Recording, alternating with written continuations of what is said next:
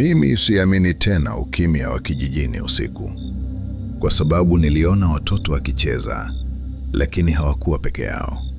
Na cha kuniumiza zaidi ni kwamba wazazi wao walijua. Kabla hujanihukumu, nisikilize mpaka mwisho.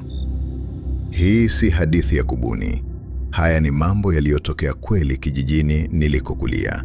Na mpaka leo, nikirudi pale, watoto bado hawachezi mchana.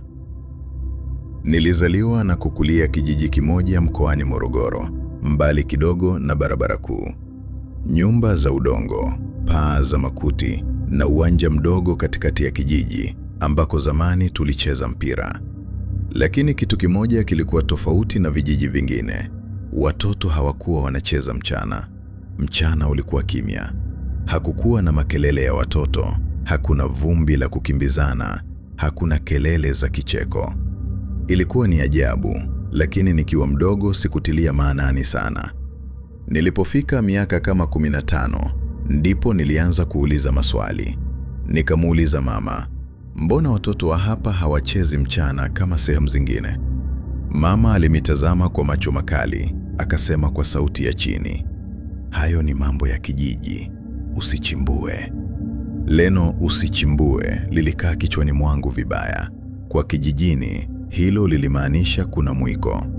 Usiku mmoja nilichelewa kutoka kwa rafiki yangu, saa 4 usiku.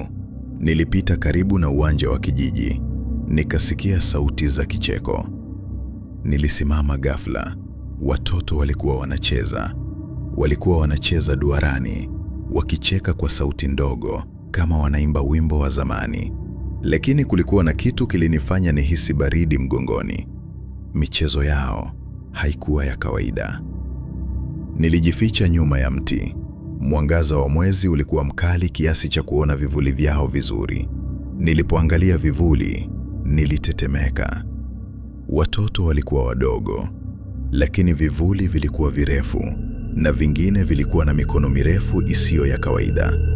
Nilipiga hatua nyuma kimya kimya, nikakanyaga tawi. Crack! Ghafla watoto wote walisimama, waligeuka kuniangalia, lakini macho yao hayakuwa ya kawaida. Asubuhi yake nilienda kwa babu yangu, mzee wa mila. Nilimweleza kila kitu. Alikaa kimya muda mrefu, kisha akasema, umeona usichopaswa kuona. Akanieleza ukweli.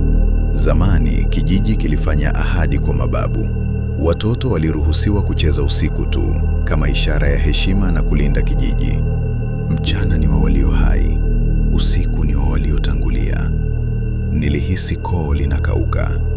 Nikamuuliza, wanacheza na nani? Babu hakujibu, aliinuka tu akaondoka. Siku chache baadaye, mtoto mmoja alicheza mchana.